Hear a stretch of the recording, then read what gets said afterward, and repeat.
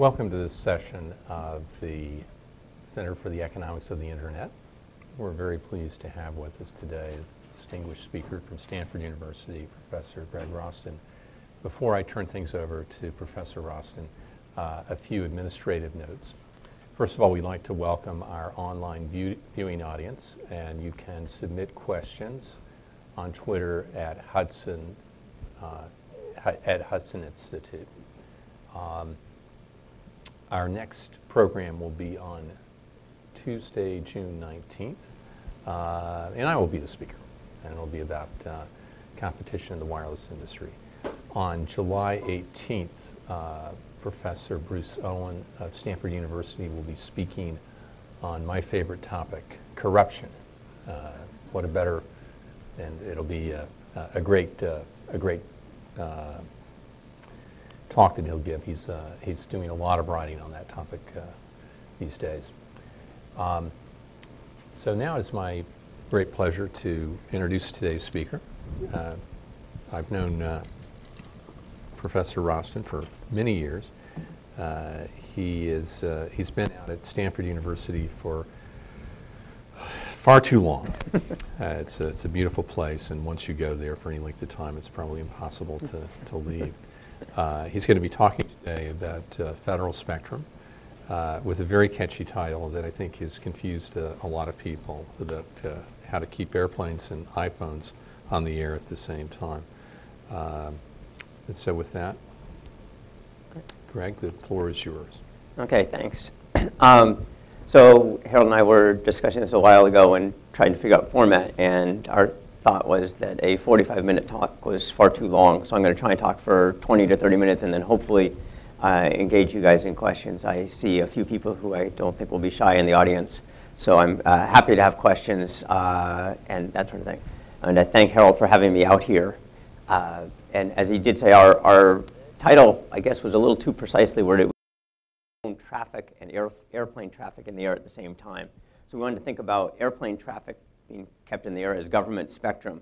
And in some sense, how to have your cake and eat it too. How do we have government and commercial spectrum and have it used efficiently so we have spectrum for both types of services? Keeping iPhone and airplane traffic in the air didn't work for me on the way out here. They made me shut my iPhone down, but it did work. It kept the guy next to me from talking on his iPhone, so I didn't have that negative externality.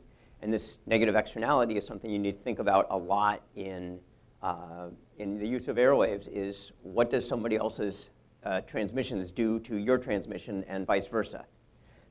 So today, I think this idea of how do you use government spectrum efficiently is a multi-layered problem. It requires sort of engineering, law, and economics. Yeah, I'm an economist who admits that economists don't have all the answers. But I'm going to give you only the economics answer since that's my training. So Harold's got to schedule 2 more talks to solve the rest of the problem, and then we'll be done with the government spectrum problem, I guess. So this morning I was at, I'm lucky enough that not only do I teach at Stanford, but Stanford has a house in Washington where students come for a quarter to study at Stanford in Washington. And they're kind enough that they have a couple of extra rooms for visiting faculty members. So I stay there when I come to Washington and not only save Hudson money, but I get to talk to students. And one of my students from my class last quarter is studying in Washington this quarter, and he happened to be at breakfast, which I thought was a minor miracle that actually students were at breakfast still early in the morning. But they go to jobs, so they do have some enforcement here. And he said to me, he said, so what's the answer? How do you have efficient use of government spectrum?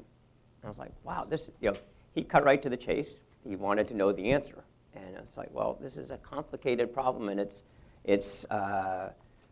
but it was very flattering that, that students treat faculty members as though we know everything. I thought that was really good. But he was also idealistic and trying to figure out what is the answer. So I gave him some of the highlights of the proposals that I have today. It's we want to try and make the use of government spectrum more efficient in an economic sense, not a technical sense. We don't want to cram as many bits into the spectrum as possible. We want to somehow have it so that people make the trade-offs for the most valuable pieces, and how do we maximize the societal benefit from the spectrum overall. both in government and in commercial uses. So there's a lot of spectrum that is used for government services that are very worthwhile services that we want to have happen. Air traffic control, military training, and that sort of thing. The NTIA has recently released a report talking about clearing a band in the 1710 to 1855 band that is filled with lots of different government operations.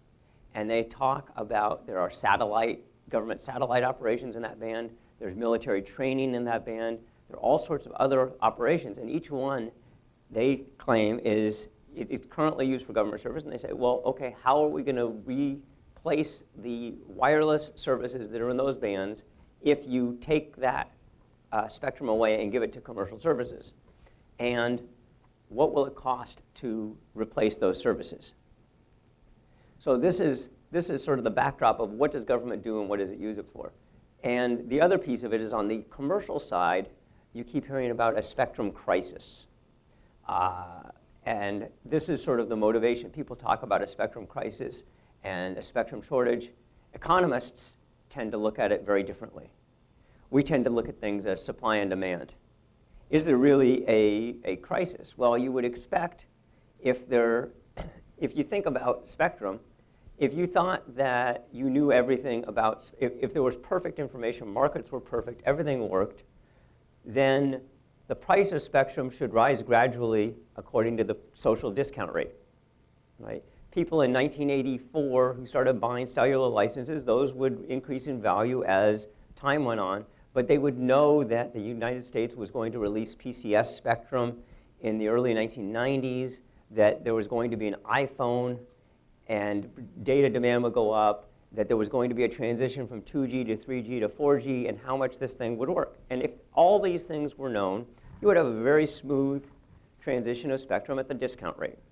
So we know that there are differences and things are not perfectly well known. People had an idea that demand might be going up, that demand might transition from data to, or voice to data, that we were going to have transitions of technology. That actually is a little bit more well known in advance than what changes in demand are going to happen, because you have to have this process of investment and standard setting and other things. So but now if you look at the prices of spectrum, they don't seem to reflect nearly the change that there has been in terms of the change in demand. We've had huge increases in spectrum usage, orders of magnitude more spectrum usage, but the price of spectrum has not gone up by orders of magnitude. And why is that? That's because people have invested more in the other pieces that complement spectrum. In order to have communications, you really need, very simplistically as an economist, I'm not an engineer, you need spectrum, you need capital, and you need technology. So the other pieces are capital being cell sites. You could, roughly speaking, double the amount of capacity in a system by doubling the spectrum or doubling the number of cell sites. And that's very, very rough illustration. You can also have you can go from 3G to 4G technology, which will allow you to have increases. The other piece of capital that people have been putting in is Wi-Fi offload. So they're putting in capital to offload traffic onto Wi-Fi systems. Before I came here, I was downstairs and I have AT&T service. I was using AT&T Wi-Fi through Starbucks. They had offloaded the data that I was using onto the Wi-Fi network, which then went through the landline network. I could have been on either of two Occupy DC Wi-Fi networks as well, I noticed. Thought that was very good for the Hudson Institute to be near the Occupy protests. Supporting the local cause. So what this means is that there's talk about this spectrum crisis. If everybody expected the government not to come up with the 500 megahertz that was proposed, that demands on spectrum was going to be growing rapidly, you would expect prices for spectrum to be going up extremely rapidly, and they're not. So you need to think about this as a policymaker people need to think, what do the price signals tell you about what is really going on and how people might cope with spectrum? And whether it's a scarcity, does that mean that there are different pricing mechanisms, other things to deal with scarcity? So given this backdrop, what role does government spectrum play? And I want to separate government spectrum from government policy, because government policy can affect both government and commercial spectrum. So currently the government has spectrum that it uses exclusively, that it has both in frequency and geography. It also has some spectrum that it shares to a greater or lesser extent with commercial uses, both in, again, maybe some of the same frequencies are used with commercial users and some areas are available or excluded. And there have been transfers of spectrum from the government to the to the commercial sector. Now, the current government incentives tend to push very much against making spectrum available. The first thing to think about is if you are a system manager in the Department of Defense and you have a set of systems and you think, well, I can invest more in technology or somehow to create the same level of communication and free up spectrum, that may be very cost effective to do. However, if you think about this and you say, well, if we free up 10 megahertz of spectrum and we can get $10 billion for the government, as the guy who manages the system in the Department of Defense, all I see is that I have 10 megahertz less of spectrum to use. I don't see the money. Even if you tell me that money is going into my budget, it doesn't, I don't believe you. It doesn't end up in my budget because the next year when the Department of Defense allocates programs, and even when Congress allocates money to the Department of Defense, they see the $10 billion and say, we can give you $10 billion less. So it doesn't end up in that person's budget, so they don't have the incentives to do it. Another piece is that they also have an incentive to think about the future. If I think I have future needs for spectrum, 10 years from now, I don't know what I'm going to need as a guy in the Department of Defense. I don't know how electronic warfare is going to go. But if I start giving up spectrum, it's a lot harder for me to go to Congress and say, give me money to buy spectrum back because I need it now, than it is to say, well, I've got this spectrum and I can repurpose it and look at this new stuff I'm doing with these existing resources that that I had. So that's another piece. And the only people who are really looking at this in a bigger picture budget framework, who think about giving the benefits of giving making spectrum available to the commercial side, are what Coleman Bazelon calls the budgeteers. The people who think about the budget, and maybe the FCC, who gets credit for making spectrum available. So these two groups tend to be pushing in the other direction. And but it's, at least every time I talk about it, the government spectrum users say this is mission critical operation, there's no way we can change this, and it's going to be huge transition costs. So the transition costs are what the recent NTIA report talked about. What are the transition costs of taking people out of the bands that they think should be transferred over to the commercial use? I highly recommend a paper by Peter Crampton, Evan Quirrell, and John Williams on how do you efficiently reallocate incumbents, that was published in the Journal of Law and Economics. And in this, we need to think about what are the real costs of transitioning people and how long it takes.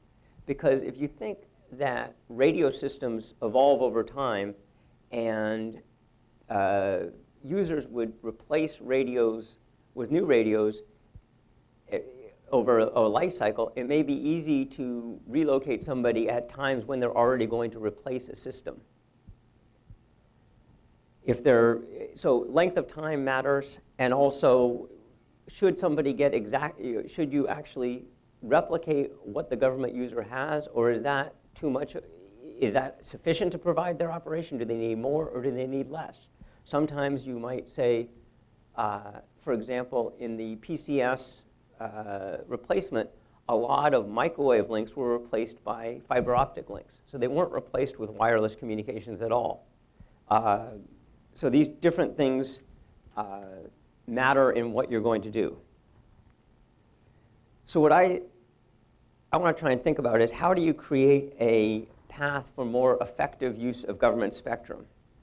And again, I'm trying to shy away from the use, be careful when people use the term more efficient use of government spectrum, because that tends to indicate to a lot of people putting more traffic on existing spectrum as opposed to creating more efficient economic sense use. So I keep talking about more effective.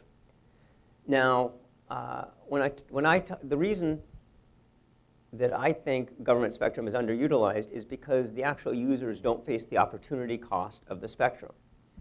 If the Department of Defense were a company and could resell their spectrum and actually realize the benefits of it for flexible use, that might be okay. But there are also private commercial users right now who don't realize the opportunity cost of their spectrum. For example, the TV broadcasters or other people who don't have flexible use right now. Hopefully the incentive auctions will change that. But as an economist, it doesn't matter whether someone has actually bought their licenses at auction or on the secondary market, or where they were given them. That tells you whether it's going to be inefficiently used or efficiently used. It's the opportunity cost that they face. And so we want to try, I think it's important that that we try to institute policies that allow the government to realize the opportunity cost of the spectrum.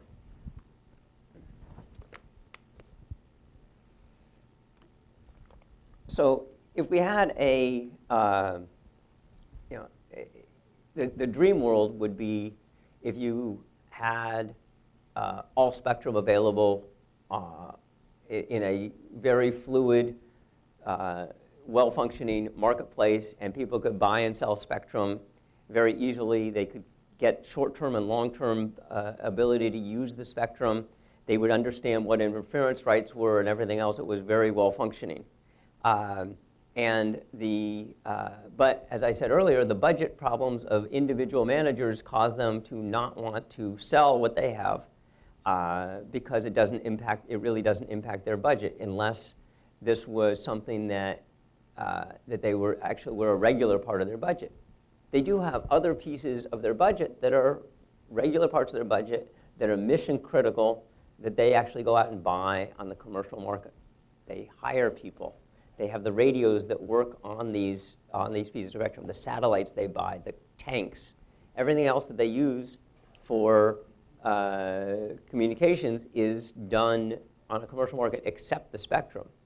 Well, if you think that you have an asset that is underpriced relative to the market and everything else is at market price, you're going to tend to use more of the piece that's underpriced and less of the piece that is at the market. You're going to substitute away for it. So we don't have this perfect world where we could get to a market price for some of these reasons. What we want to do, though, is to try to move government more towards realizing the opportunity cost.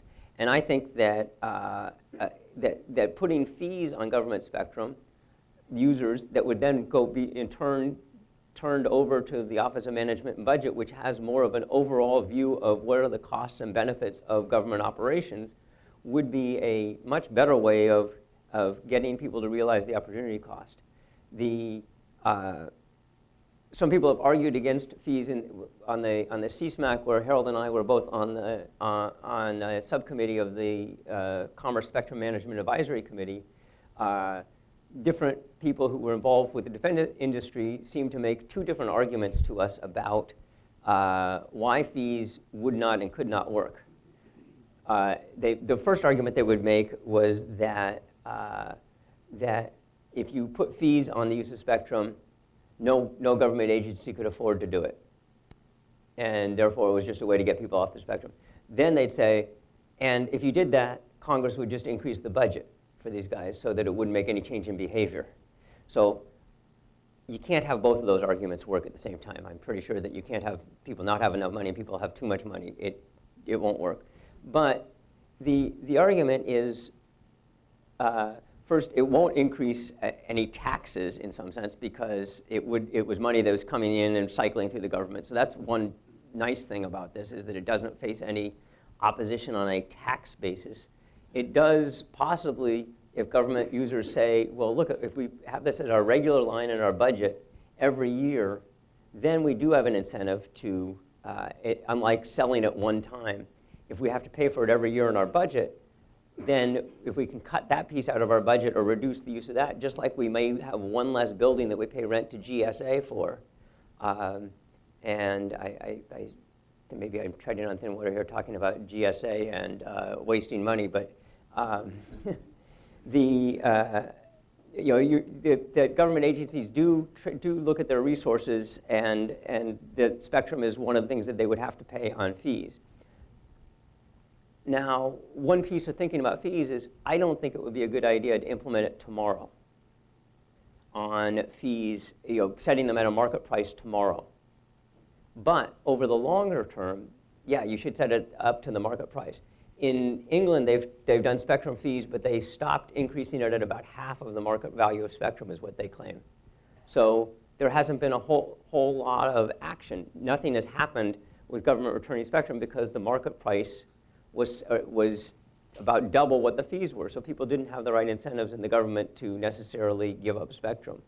Now, if you did it over time, the reason I don't think it should be done tomorrow is because government has these systems are long-lived investments. They made them on the basis of not paying for spectrum. You can't change the systems overnight, but if there was a irreversible mechanism that got to market price fees over 10 years, then they would know that these were coming, they would be able to plan for it, and they would be able to redesign systems over the time to put them in place. Now, in conjunction, what would you do in conjunction with fees to make this spectrum more available to commercial providers? First is to clear the spectrum if it's possible. In that case, then it's more available and higher value use in the public sector. The second thing to think about is what a lot of people have been talking about recently, it's called sharing. So that, again, the use of spectrum by a government agency possibly precludes at least some use by commercial users. To the extent that the government says, well, we won't preclude all use by commercial users, we'll only preclude some, that should reduce the amount of fees that they pay to the extent they make the spectrum more available commercially. In this, the government needs to be very clear about what it is able and willing to accept in terms of other users. Some government agencies and some government systems may be very compatible with extremely low power uses by lots and lots of people. Others may be very concerned about having a single party to negotiate with or to communicate with when they need, when they have intermittent times that they need everybody to shut down, and that lots of distributed users might not work. So they can do this with different types of users, might be work in different bands and with different government systems as they slowly allow other parties to use the spectrum at the same time. The government sharing a spectrum can provide, at least in my mind, a couple of strong economic benefits. First is absolutely the commercial use of spectrum that could be very highly valuable. But if clearing is not feasible, sharing can provide not only that, but it also provides information to users to private users about the ability to share with other types of systems so that they can resolve some of the uncertainty about different types of users sharing the same spectrum. Now, sharing is a term, just like I talk about efficiency, sharing is another term that is imprecisely used by a lot of people. I think of, some people think that sharing is really good if you could get 100 different systems sharing the same band of spectrum. That would be better than 2. Sounds right. But if you had 100 different systems sharing it, but they only had an output of 100, but 2 systems could have an output of 200, you'd rather have the 2 systems having more output. quite possibly. So you want to think about what is the trade-off between sharing, because if people sharing it depends on how much output you get. Sharing may be, Verizon may be one of the most efficient sharers of spectrum because it shares it among tens of millions of its users. Okay? It's not a lot of systems, it's one system, but it's shared by a lot of users. So you need to be very careful when people use the word sharing. What do they mean? Do they mean cramming lots of systems for the sake of having lots of systems, or do they mean getting lots of output? And as an economist, we care about the output side of things, not necessarily maximizing the number of systems available. One of the other pieces of spectrum that, at least for the government, people are thinking about is sort of a presumption of sharing as opposed to a presumption of preclusion of use.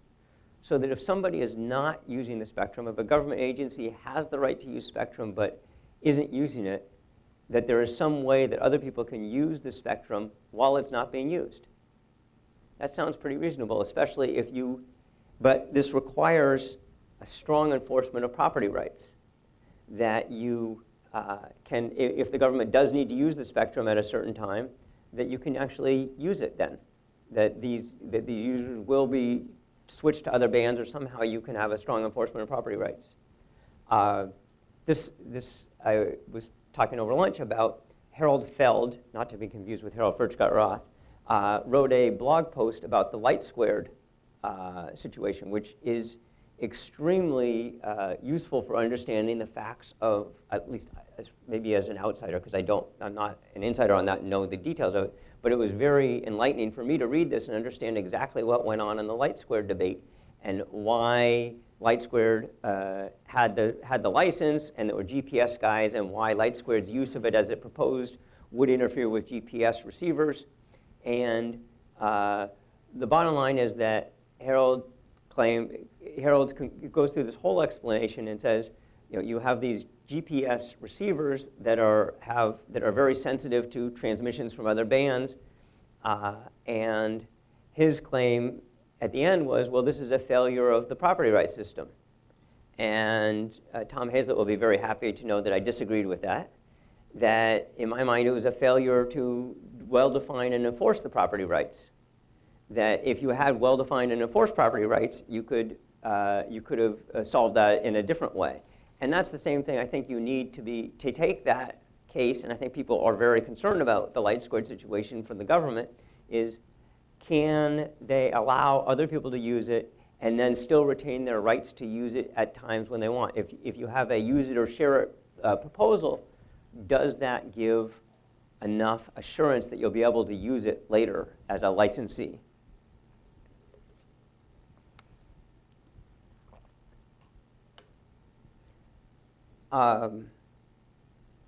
So if the government allows the use of spectrum by others, there's sort of currently a dichotomy between, there's a lot of people think there's a dichotomy between property rights and commons or unlicensed. And again, I sort of think I think this is a false dichotomy in that I think that both what's called the property rights regime and the commons or unlicensed are both sets of property rights. They're just different sets of property rights. And so I think you need to think of it in terms of what rights do you have and what rights do you give up. In this, in thinking about whether you should allow unlicensed use or licensed use, you want to think, at least in economics, we think of the concept of opportunity cost. And the concept of opportunity cost in this is if you had a licensed user, a high-powered licensed user, or maybe a low-powered licensed user, they preclude the use of other licensees or other high-powered licensees. And so the opportunity cost is the most valuable precluded use. The use by a low-powered or unlicensed guy is, or a group of people, is the preclusion of this licensed use, because it's hard to have, but in some cases you can have both. You can have a licensed user who has where there's an easement or a right that other people can use it without interfering.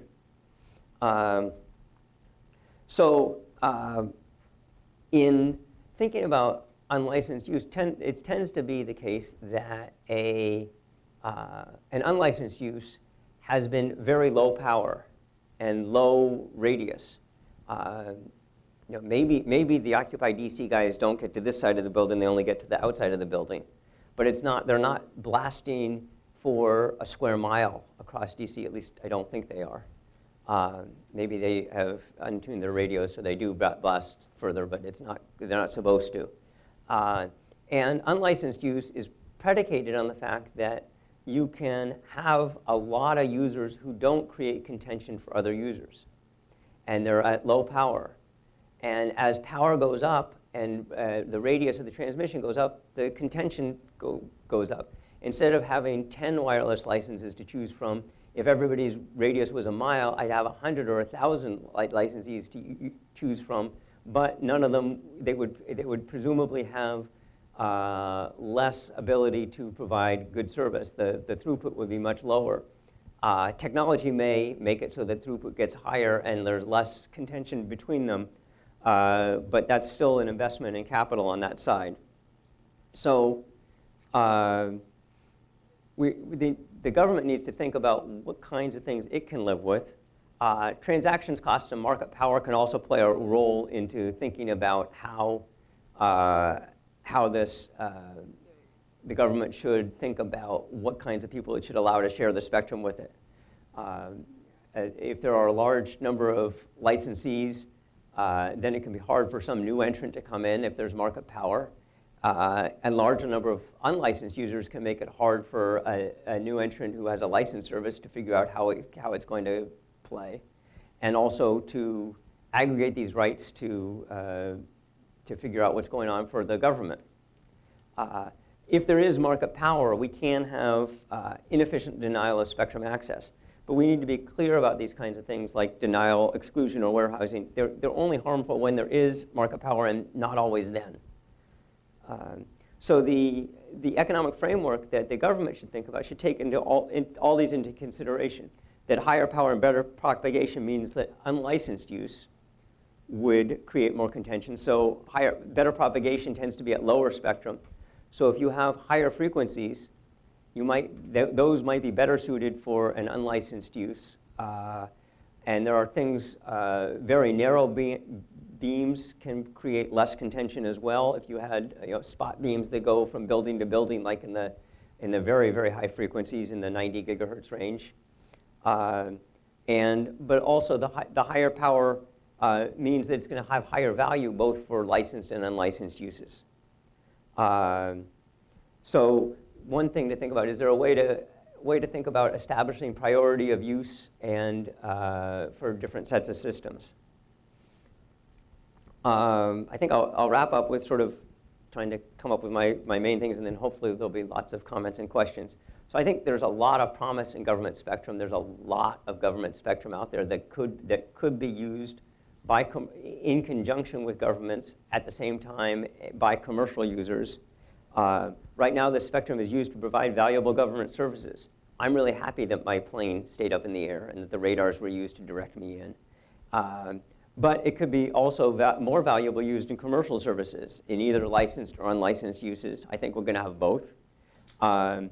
And some of it could be used primarily for commercial services, some primarily for government services. But the government might substitute other inputs for this.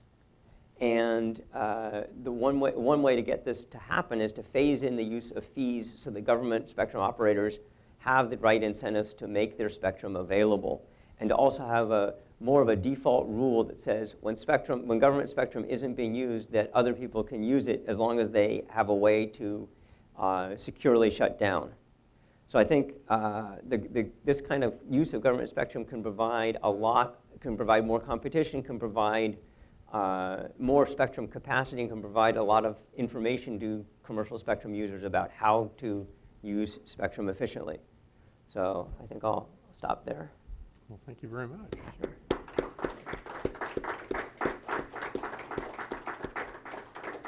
And since I am a teacher, if you guys don't ask questions, I will cold call on people. I'm going to take the chair's prerogative and ask the first question.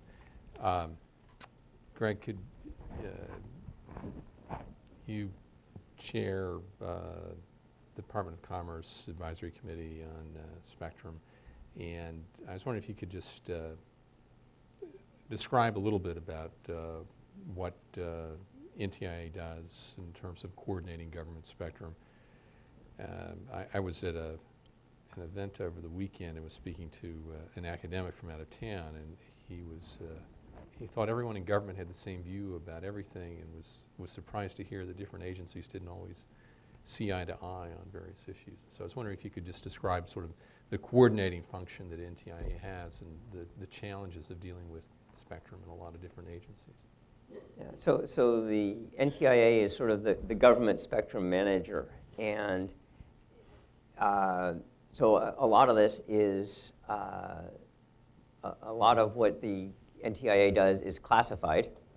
So I couldn't talk about it if I were cleared, but I'm not cleared, so I know I'm not going to screw up and say things that I'm not supposed to say. They are the coordinator between different government agencies, and oftentimes, just like T-Mobile wants the spectrum that Verizon is trying to buy from the cable companies, different government agencies look at each other's spectrum and say, I want that.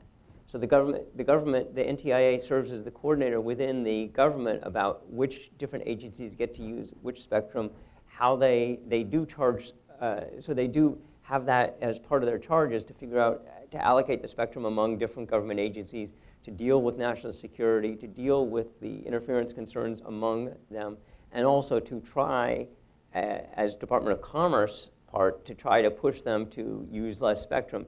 But they sort of have the power of persuasion is about all they have in terms of trying to get them to use more spectrum more efficiently, and then to try to coordinate the uses among the different agencies. But they, different agencies have different types of, not only do they have different competing uses for the spectrum, they have different types of systems. That satellite systems may have different interference contours than electronic warfare testing systems and other things. So the NTIA has different spectrum managers that try to figure all this out. We have an online Twitter question from Tristan Abbey. What would happen if we deregulated spectrum 100%? In 100 characters or less. Yeah, don't I get 140 characters? No, okay.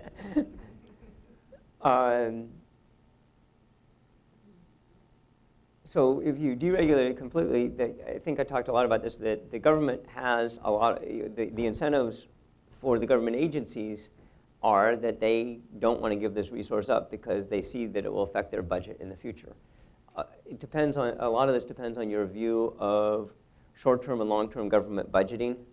Do you think that the government would sell off all of the spectrum and then have no money left next year because they balance the budget in 1 year?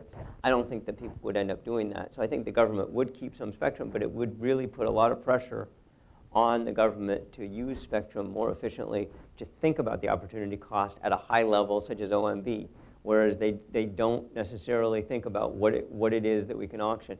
Deregulating spectrum, the question you can think about also for, does that mean getting rid of all of the FCC rules on service provision? That would be great. If we said all of a sudden every licensee has the right to provide whatever services it wants, that would be good. If we said you can do whatever kinds of transmission you want, well, I think you'd want to make sure that deregulation does not mean abdication of any rules or court enforcement about interference. You need to have some way of enforcing the rules of transmission so that there is a way to resolve not just the person with the loudest voice gets heard, but everybody has the right to figure out, and the people who have the highest value transmissions get heard, not the loudest voice.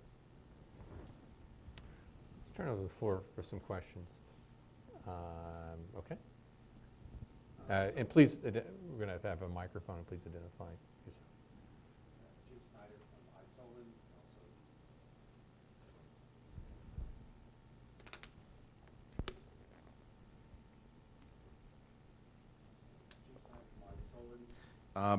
Greg has eloquently described the incentives that federal agencies may have to use spectrum inefficiently. A possible corollary to that argument would be that if they're acting not in a way that maximizes social welfare, they may have an incentive to hide their behavior, not to act in a fully transparent way. And I'm wondering, to what extent do you believe those incentives have played out in the management of federal spectrum? I personally have done, for more than a decade, a variety of FOIA requests to the NTIA and the agencies. I found them most uncooperative, blithely ignoring the FOIA laws, which is not unusual for agencies. There's no penalty for ignoring them and coming up with all sorts of excuses to not provide the information. Much as you mentioned, much of the spectrum uses are classified. Many of them are not. Sometimes they're linked with the classified, and that's an excuse not to provide the information publicly. But again, I did FOIA requests to some 20 agencies and basically failed in getting useful information about how they were using their spectrum, and that has continued through the current NTIA, where they just ignore FOIA requests when it suits them and come up with whatever excuses, and there's no penalty for doing so. So is this a problem? The solution, the simplest solution, is one that's on the table, which is a federal inventory of spectrum. And you can largely, it doesn't really tell you how the spectrum is used, but at least you're getting somewhere with that in terms of finding out who has what spectrum, which is a big improvement over really what's going on today. It doesn't really tell you what's going on. So it's a partial solution, but then you get out of this FOIA quagmire where the agencies have no incentive. So do you agree with the premise that if you have incentives to use spectrum inefficiently, you also have strong incentives not to disclose how you're using the spectrum? And since the laws are such where you can get away with that type of obfuscation, this is a serious problem. So I think, as I started out by saying, I'm an economist, so I'm not at all an expert on FOIA laws and what people can and can't do on that. I think there is an incentive to, let me answer this a little differently, which is, if I have spectrum and I could use it in two different ways, one that takes up 75% of the spectrum that I have and one that takes up 100% of the spectrum that I've been allocated, and I look at, and I see that, I know that people are, that NTIA and other people are looking at things. If I use 100%, I know they're not going to take anything away from me. But if I buy new radios and I can use 75% of the spectrum, I risk having people take away from them. Just like in government agencies, they want to make sure there's a name on every single office door so that nobody takes, in my department, no one's going to take the offices away from me. I have an incentive to use all the spectrum I have so that then if I ever hire somebody new, they have an office that I control. I have spectrum that I control, and there is an incentive to overuse this free resource. Whether it's explicitly obfuscating or implicitly obfuscating, I'm not sure, but I think that there is an incentive, as I've said, there is an incentive to overuse the spectrum by the government to make sure that you have control over this resource. And it may take you spending a little extra money, or it may be the case that you spend less money to overuse that because you're saving it for the future. So I think there are incentives to overuse this. Greg, in part, there's also use of spectrum in ways that the government doesn't really even know about, because it's just, if you take the examples of GPS, of some of the NOAA satellite feeds, some other services that originally derived from the government that have become just ubiquitous in popular and commercial use. So there's a lot of use. It's not an obfuscation, it's just the government would have no way of knowing the countless ways that GPS services are used today. So it's not even that they're trying to hide things, it's just out there. Yeah, I mean, there may be, but they do know about the satellite feed coming down. They don't know. They do. Yeah, so that's. But they don't know They don't know that I'm using a GPS to locate where I am and try to find the nearest coffee shop or something. Right. Yeah, no, they don't know a lot of the uses, but I think, when so you're right on that. And this is one of the, I guess, the things, as I went back to the idea about how should spectrum values go over time, there's a lot of creativity and uncertainty about how different radio systems will evolve. What will people demand? What will people invent to use them?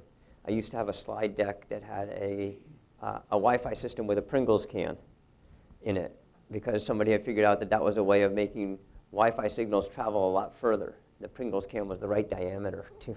Really? I never tried it. Maybe, Tom, you should have tried it in your house because it didn't go through your walls. Next question. Tom and then Kent. So, both of you Stanford grads look rather smug up there. But as a UCLA grad, I'm delighted in thinking how Andrew Luck has now gone to the NFL and will no longer be a problem in the Pac-12. So you're going to have to live with that now. Also, in terms of this externality of your seatmate, Greg, possibly being on his cell phone while you're trying to get some peace and quiet, that's not an externality at all. That's the quiet going to its highest valued use. Now, you might be a little cheap and not want to offer your seatmate some money not to be on the phone, and be glad that he's turning it off for free, in other words, through federal enforcement. But that's not an externality. You two people can deal. And that really goes to the heart of what's wrong with so much of our spectrum policy, is there are very few, or very many instances where there's no bargaining, and there's no economic incentives, at least on one side of the market. And so you can see that in light squared. So with all due respect to your defense of property rights, the property rights are more or less defined between the GPS radio receivers and the use of the L-band. The problem is that the GPS users are unlicensed, and there's a lot of different stuff in there, all of which makes it more complicated and fragmented. And so Light Squared, that has invested apparently $4 billion and is planning, or was planning until quite recently, to spend another $10 billion, they would like to clean up the use of the band, the L band, GPS band, that part of the spectrum, and use it for its highest valued use. They don't have anybody to deal with on that. Now, within the band, there was a mess too, called interleaving. And they had licensees, satellite licensees like Inmarsat, that they could actually go to and make deals with. And according to Light Squared, they spent about $500 million at this point in time paying Inmarsat in particular to undo the interleaving part. They traded spectrum. And according to the FCC, that's what made LTE possible in the L-band, those sorts of transactions. But the transactions were only possible because there were responsible economic parties. That's what got that done. There are no responsible economic parties that Light Squared can go to and say, look, we're going to put something in, that's next door to you worth, 20 or 30 billion dollars. Let's make some kind of a deal so that your radios work even when we're in there and providing this social value. They can't do that. They have to go to the FCC. The FCC has its own dysfunctionality, and you see what you get. So that's really the problem. It's not an ill-defined property right in that sense. It's ill-defined property rights within the GPS that have all this sort of stuff going out. So, I really think that, when you talk about putting prices on these government agents, first of all, you're not going to set the right prices. That's clear. If the government knew what the prices were, we wouldn't have a problem to start with. But then secondly, they're really not, the government agents aren't really internalizing these prices. And you've explained that. You've explained it pretty well in terms of these free options that the government agencies have on future spectrum. That's a reason not to upgrade. That's actually a pretty good point. I hadn't thought of that. But don't you think instead of this administrative pricing system that has not worked well in England, it really hasn't produced results, that we have to look more to incentives, getting incentives for third parties, particularly self-interested third parties that have some kind of responsible, economic profit motive to them, to come in and reallocate that spectrum. And the example that I would give there would be AWS. When finally breaking a gridlock of some years in reallocating that spectrum, the FCC did in 2006 auction those licenses. And those AWS license winners then had to work with the government incumbents to clear out, and they had to pay for that transition. Shouldn't we be looking more? That was an overlay approach, but it was where we put those private incentives in place to try to figure out how to deal with the government agencies one-on-one and move things along. There are a lot of variations on that theme, of course, but I would think that would be a general way that you would want to go. So I think let me see if you made a lot of points, and I want to make sure I hit as many as I can. So first of all, on the light square piece, it was not that they were unlicensed users. It was that they had they used basically there would have been a political uproar if you started having LTE knock them off where they had been. If they had built their radios in a proper way, that that you could get this transmission that they had the right to, but they built their radios 10 years earlier that didn't expect LTE on the adjacent band. If they had been built so that they could either be turned off or retuned somehow to stay within their band, the receivers, then you would have not had a problem. So it was basically not a lack of property rights or a lack of enforcement. It was a lack of enforcement of the rights that the LTE guys had to do this. And I think that is an important thing to think about. But it's because not because there were lots of users that you couldn't negotiate with. In fact, according to you, that one problem with negotiating with unlicensed users is if I start paying everybody to say, hey, you're an unlicensed user, there's free entry, I'll pay you not to talk loud on your phone, then everybody around me is going to go, hey, I'm going to talk loud on my phone, give me money. And with unlicensed users, it's not just the people sitting around me on the phone. Everybody can say, well, I would have sat next to you on the phone if I was an unlicensed user. So everybody you have this free entry to be paid off. So it's impossible to have this negotiation when you have lots of open entry and you're trying to negotiate and you just have this infinite line. As for your other point about having a third party negotiate with the government, you still have, the AWS was I agree with you, it was a great example of something where where private sector parties worked with the government to clear and they got people off the spectrum. That is, so we have, hopefully the way the government has done this is sort of pick the low-hanging fruit, right? The ones that had the greatest difference between the cost of clearing somebody and the value of the band. So the cost of clearing was low and the value of the band was high. It may be the case that we have situations where you're closer to to even, or maybe it's the case where clearing is very expensive, but sharing is less expensive. And and I think your point is part of what I said was some of these cases you might have a single licensee where you, instead of auctioning the right to cleared spectrum, you auction the right to shared spectrum under certain rules, and have the ability to negotiate for more. So I take your point. I think that's exactly right. You want to think about different ways. In other cases, it may be the case that if you have a radar system that is tolerant of lots of unlicensed users, you may not, of very, very low power, you may not necessarily need a single third party with which to negotiate if you're sure that, if the government agency is sure that it can live with this unlicensed user. But in a lot of cases, it may be the case that they do need somebody to negotiate with in order to have the appropriate level of care and negotiation and interference control. If I could just follow up on that question a bit. The situation with Light Squared,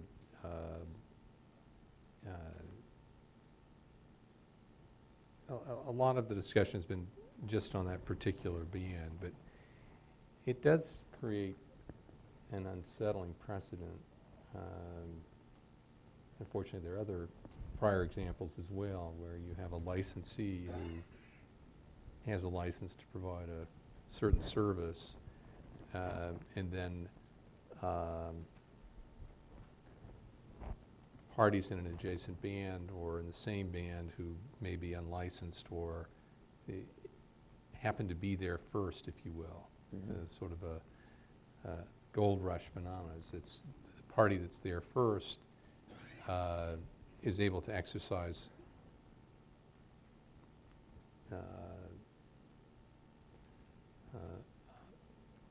a claim of use that precludes the exercise of the underlying license. Do you see that as, at least I personally see it as very troubling for licensed spectrum, that not just in this band, but in other bands as well, that it creates uncertainty about the enforceability of whatever rights there are that are associated with a license. So there was a group in, was it 1995 or so, that the Progress and Freedom Foundation, Tom, that proposed basically a land rush mentality to spectrum.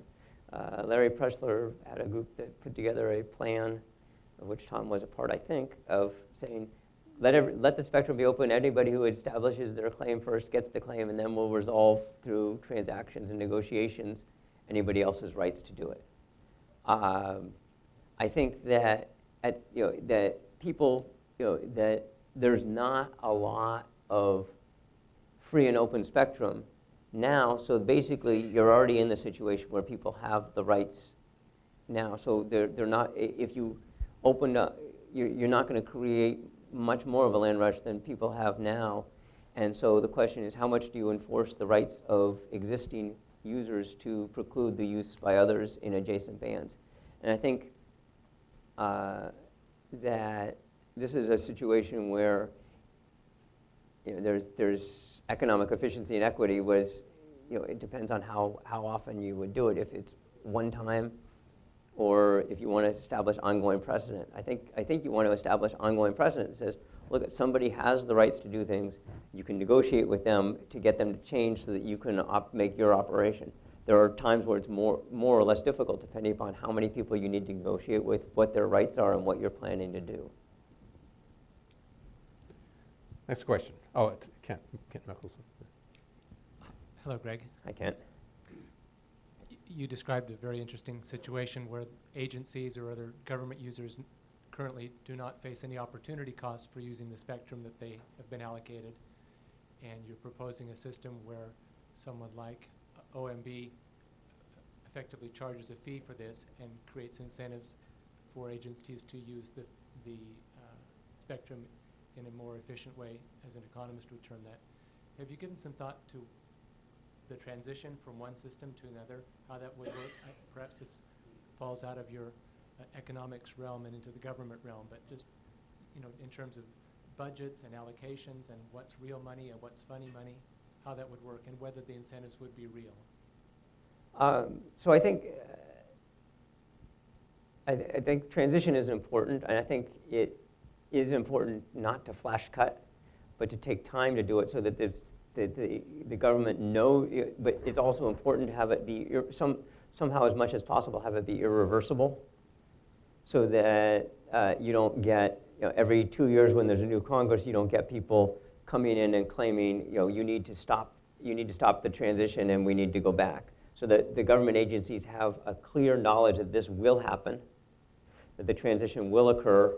And we need to start developing and thinking about new systems or new ways of achieving our communication needs that will fulfill this mandate. But I think it will take time, and the government operators of these systems, so they'll hopefully have an incentive and respond to the incentive over time, but they can't respond. If you give them the incentive but don't give them the tools to respond tomorrow, that's going to be a fiasco. So that's why I think it does have to take time. Reinhardt and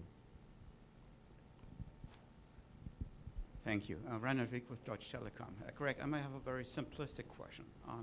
I understood that the problem is, at least to some extent, that the leadership of the government agencies might be willing to free up spectrum, but the agents don't want to do so by the reasons you described. So that sounds like a simple principal agent problem. So couldn't there be any ways to raise the incentives for the agents to increase the willingness to do that, like agent of the year, increase the salaries, or if the CEO of my company has a different opinion than I am, and he realizes he usually sends me McKinsey to tell me what efficiency is about. And the whole problem sounds, again, as that it's simplistic. Shouldn't it weigh the same work when the government proposes budget cuts? No one wants to have budget cuts, but somehow it works. So there are mechanisms which are well used. That could be incentives mechanism, that could be fine or fired mechanism. Isn't there anything what could solve that kind of problem? I think you bring up a lot of important possibilities, and I think that there are possible ways to, that if you sort of send the message from the top down, from the president, from the OMB, from the Department of, the Secretary of Defense, but different people have different missions, and it is, there are, Washington is not run on economic incentives completely. There are different people, or maybe it is, but people have see these things as very different. When we were on the CSMAC, some of the biggest advocates for opposing the use of spectrum fees in government were defense contractors. And why? Well, one, you might think, well, they're just standing up for the Defense Department. On the other hand, you also might think, well, they provide stuff that is complementary to spectrum. And if you start charging for spectrum, then their stuff is less valuable. So I think that if you will still have competing political influences and influences on these things, but to the extent, to the more, that I think by instituting fees, you'll get more to your solution of people will, the Secretary of Defense will realize that, gee, I'm sending money over to OMB out of my department, and I'd like to send less. So I'm going to tell my people, be more efficient. So I think I'm going to get to the same solution you get to, but I think it's, puts more of a point on it by having it be explicit rather than sort of implicit and award-based that might be. I worry about more subjective awards and that sort of thing. Seeing how many trophies my kids get for participating in sports, everybody wants to get an award. And with that, I think that will be the last question, and we will, if you have further questions, please come up and see Professor Rosston, but please join me in thanking Professor Rosston. Thank you.